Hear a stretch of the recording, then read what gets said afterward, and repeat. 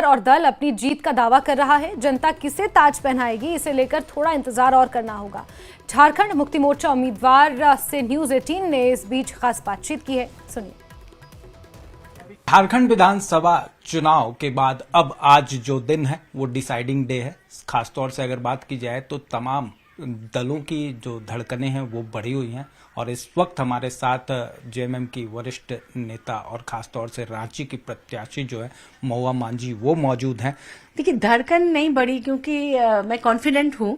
Party ने मुझ पर भरोसा किया है तो मुझे लगता है कि मैं ये कर लूंगी।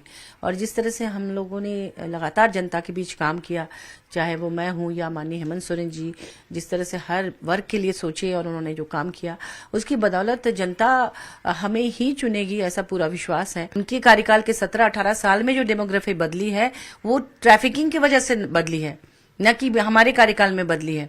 आदिवासियों की संख्या इसलिए कम हुई है कि वो लोग उनको रोजगार नहीं दे पाए थे, वो लोग अपने यहाँ उनको सुरक्षा नहीं दे पाए थे और उसका सिकरा हमारे सर पर थोप रहे हैं।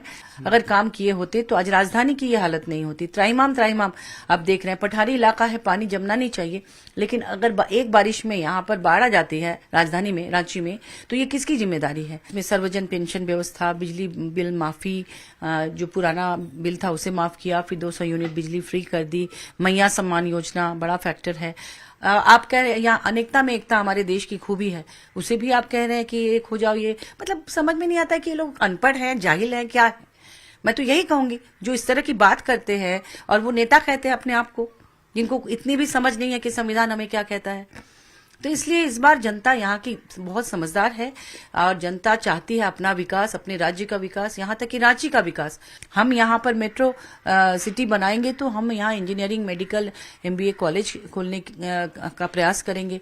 हम यहाँ पर आईटी सेक्टर लाने का प्रयास करेंगे, मल्टीनेशनल कंपनी लाने की कोशिश करेंगे, बड़े विजन के साथ काम करेंगे। पार्टी का जो इंटरनल न्यूज है उसमें हम लोग बहुत बड़ी संख्या लाकर जीत रहे हैं। फिर भी मैं कहती हूँ, एक्सिस को कोट किया है हमारे माननीय हेमंत सोरेन जी ने अपने अकाउंट से, उनको टैग किया है। उसके आधार पे हम लोग 53 सीट्स ला रहे हैं जेएमएम प्लस इंडिया अलायंस, 26 ला रहे हैं एनडीए और 3 अदर्स। और तमाम चीजों के लिए थोड़ा इंतजार करना हो पाएगा, जिसके बाद तमाम चीजें जो हैं स्पष्ट रूप से सामने आ पाएंगी। कैमरा पर्सन उमेश के साथ ओम प्रकाश, न्यूज 18 रांची। विधानसभा चुनावों के नतीजों से पहले दावों का दौर भी जारी है। महाराष्ट्र में बीजेपी के नेता महायुति की जीत को लेकर आश्वस्त दिखाई दे रहे हैं। हमारी पूरी बहुमत से सरकार आने वाली है, हम सरकार स्थापन करेंगे और उसके बाद अगर कोई इंडिपेंडेंट कैंडिडेट आकर हम लोगों को समर्थन देता है तो जरूर उसका समर्थन हम लेंगे। महाराष्ट्र के विकास के लिए साथ आने वाले लोग हैं। अब किसको लेना, किसको नहीं लेना, कब नहीं लेना, ये सारी बातें तीनों दल के शीर्षस्थ नेता तय करेंगे।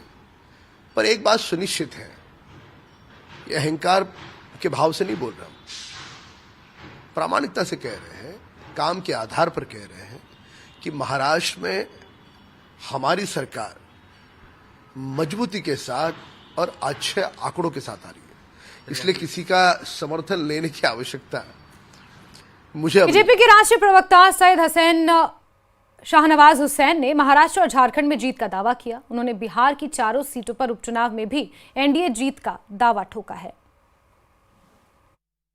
एकदम साफ है कि महाराष्ट्र भी जीतेंगे, झारखंड भी जीतेंगे। हम लोगों ने विश्वास दिलाया है लोगों को और उसी विश्वास पे रुझान में हम आगे हैं। और झारखंड में तो लोगों ने भ्रष्टाचार के खिलाफ वोट दिया है, लेकिन और महाराष्ट्र में हमारी सरकार के पक्ष में वोट दिया है। बिहार में 4 सीटों पर उपचुनाव हो रहे हैं, वहां भी नतीजे, किस तरह से नतीजे की उम्मीद है? नहीं, बिहार में भी हम लोग 4 सीट जीतेंगे। महाराष्ट्र और झारखंड विधानसभा चुनावों के साथ 14 राज्यों की 48 विधानसभा और 2 लोकसभा सीटों पर भी उपचुनाव के नतीजे आ जाने वाले हैं।